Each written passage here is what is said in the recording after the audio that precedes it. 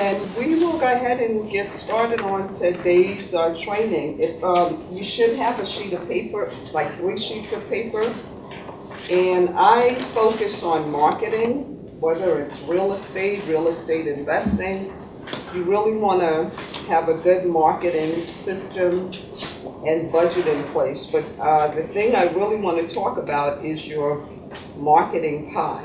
8 pieces to your marketing. How many people in here focus at all on marketing? What do you guys do to get your deals?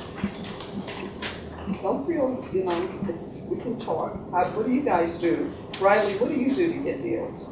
I haven't had a deal in so long I forgot. No, but I always, had an area with canvas and make calls for that. I just got some leads from real estate people. Just sort of canvas an area that I wanted to be in. That's good. And how are you getting deals so far? I know you told me outside, but do you mind repeating? Okay. Mostly social media, Facebook, Instagram, things like that. County offices and talking to real estate agents. And what about you, Benson? How are you getting deals? I'm still learning really. Basically, I'm looking at doing more in terms of marketing. I'm looking at flyers, realtors, this bandit signs,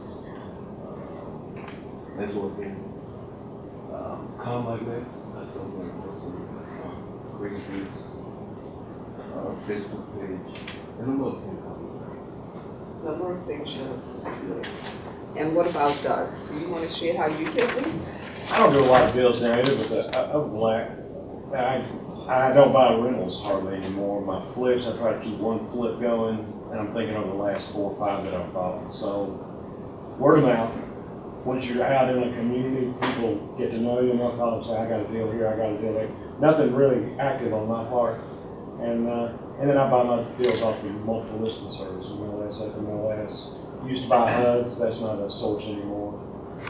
But that's kind of just knowing a neighborhood, working in a neighborhood. If I were doing a lot of deals, which I may wind up doing, then I would have to go to some of them, which is where you can.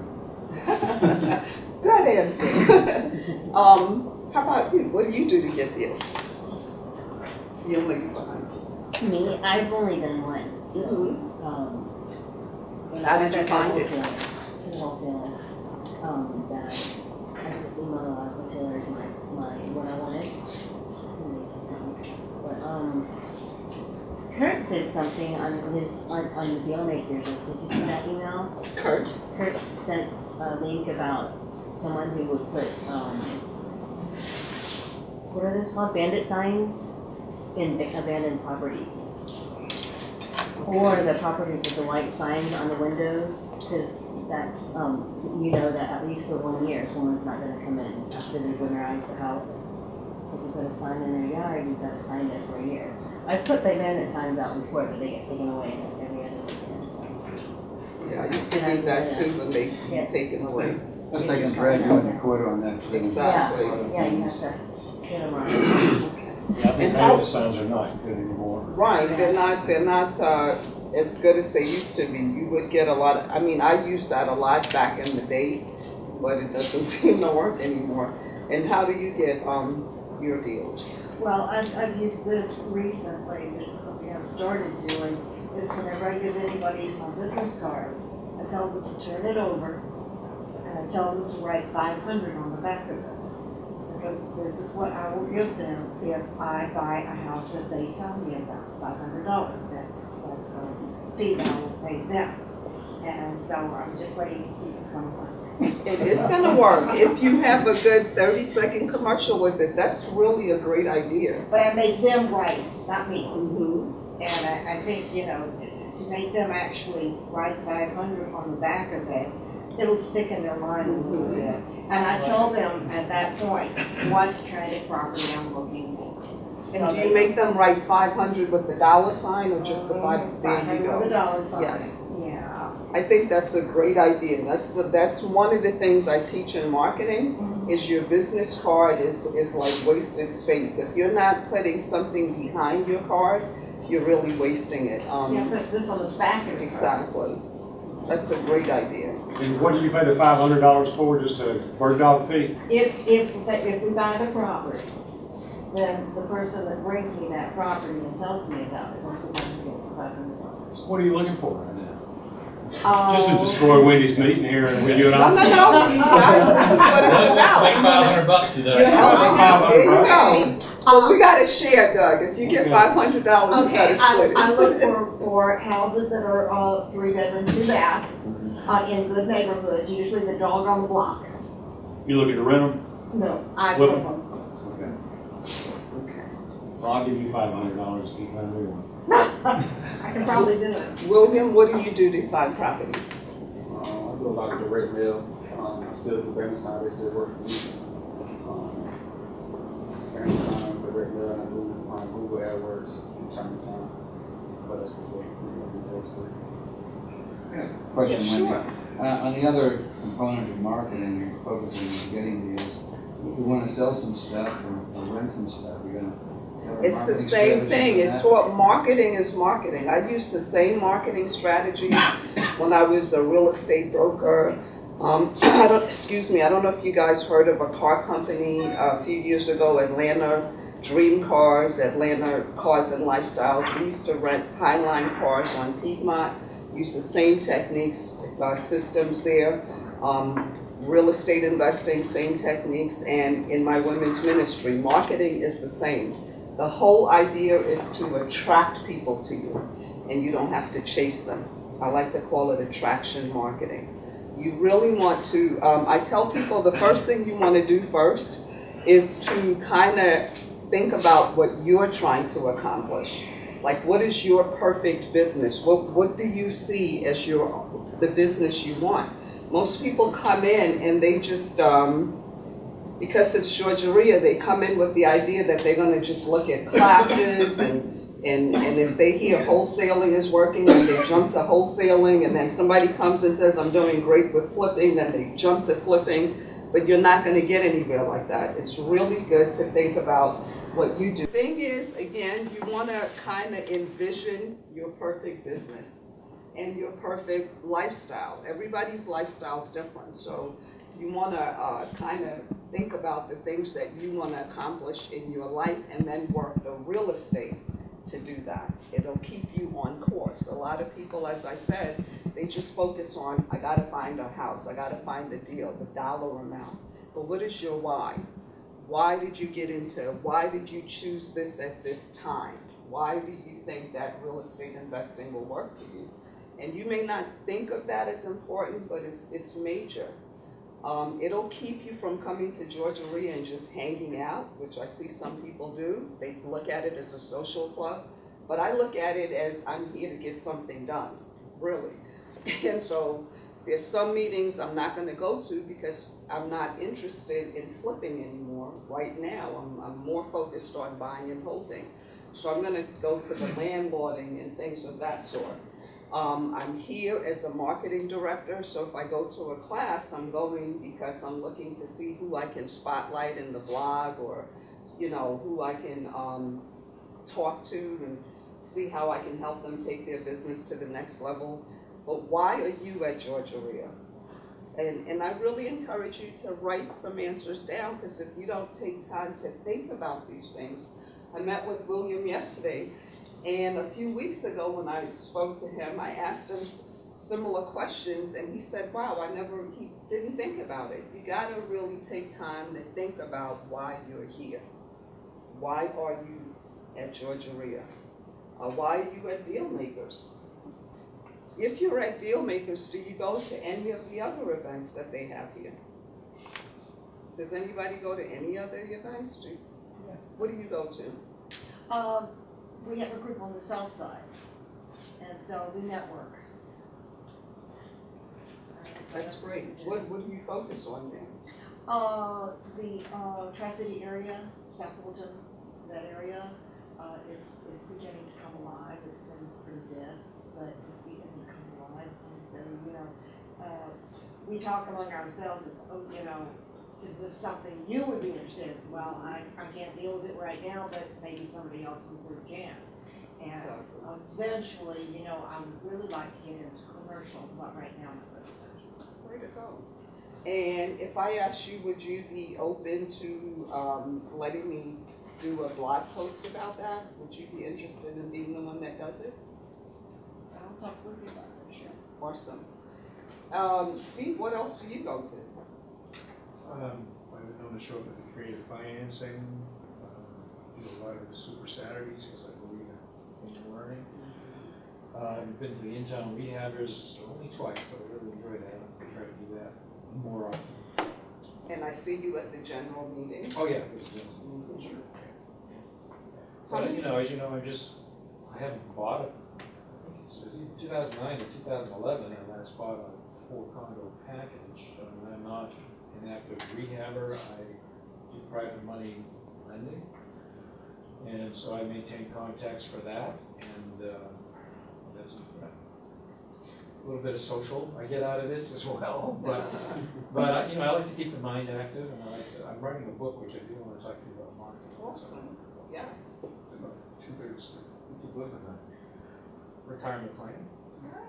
And he does a great, I really admire you. I say that all the time because you like very stable. It shows. He's very, like, he's consistent. I can't say that enough. You talk to some people and they're telling you one thing today, you come back a week later, it's something else. If you talk to me, I'm going to talk to you about marketing. That's my nephew back there. He'll tell you, I've been business-minded since you were like, yay, in Pampers. It's always been business and marketing, business and marketing. You've got to stay consistent. Yes, please. One of my favorite little sayings is you can diversify away from profit. Whoa, that's a good one. That's There's what I nothing call wrong writing with having a down. niche if you know that niche. Exactly. Whether it's a location, a price point, a type of housing, a type of tenant, whatever your niche ends up being, focus on the niche. You don't have to do everything. And the other stuff you got to give away.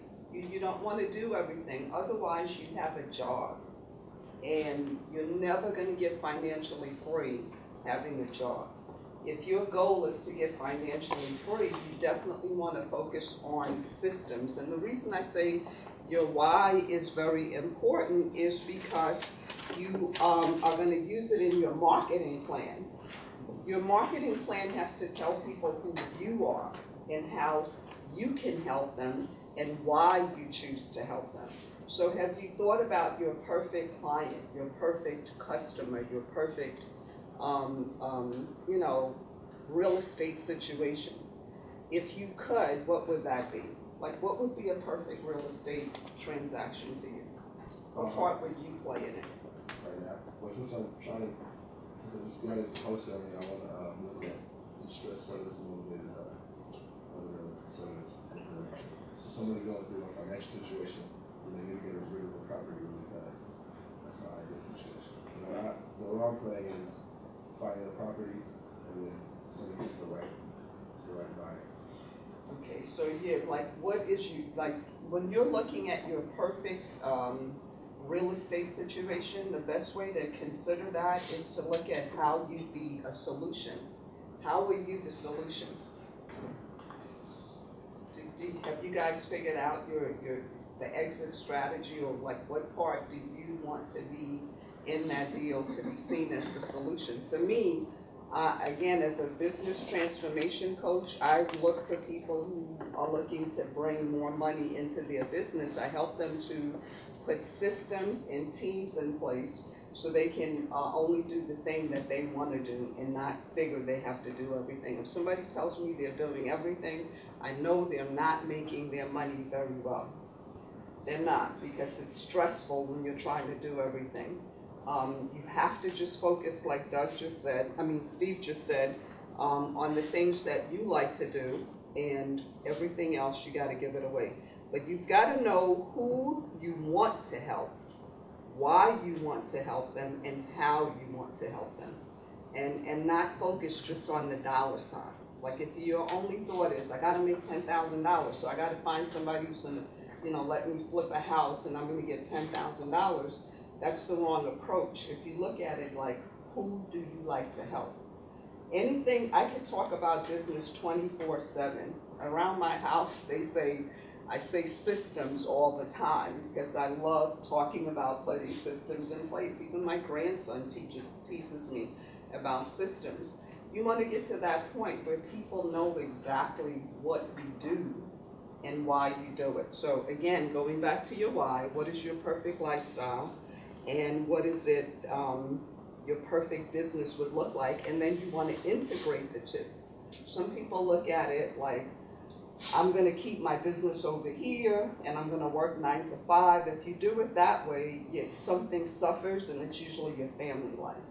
But if you put it together, you're going to have a lot more success. The next thing you want to look at is when you figure out who you help, why you help them, and how you help them, then you want to create some sort of a giveaway. It could be a PDF. We're talking about your marketing pie now, just this sheet here. There's 8 pieces to your marketing. So the first thing I'm talking about is your irresistible free offer. You want to look at your marketing as a pie, and all the pieces have to be even. And the first piece you think about is your irresistible offer. And that just talks to people about who you help. You can do a PDF, you can do an ebook, a CD, but you're kind of giving a little short story of who, like your experience, okay? And when they get that, they want to appreciate it. So you might do something like 10 steps to easy real estate investing, or 3 steps to getting your house sold fast, things of that sort. And once you put this in place, I like what I call putting systems that I set them and then I forget them. Once I have my PDF, I use it everywhere, or my CD or my video. Like this is going to be used in so many different ways, and you'll see it in the future.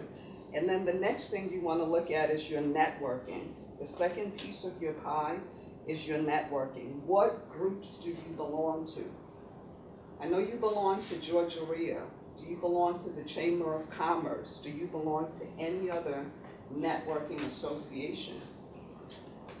And if you do, why did you choose them? Did you choose them because they're bringing you the pool of people you want to market to? Yes? What's BNI?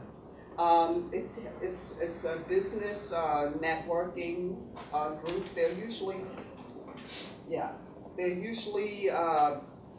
limited to 1 to every county. But it's called BNI. The Chamber of Commerce, as I said, any other real estate investment groups that you might want to connect with. And then you want to look at your speaking. I shared on a conference call a couple of days ago that some people come to Georgia and you kind of like sneak in and sneak out.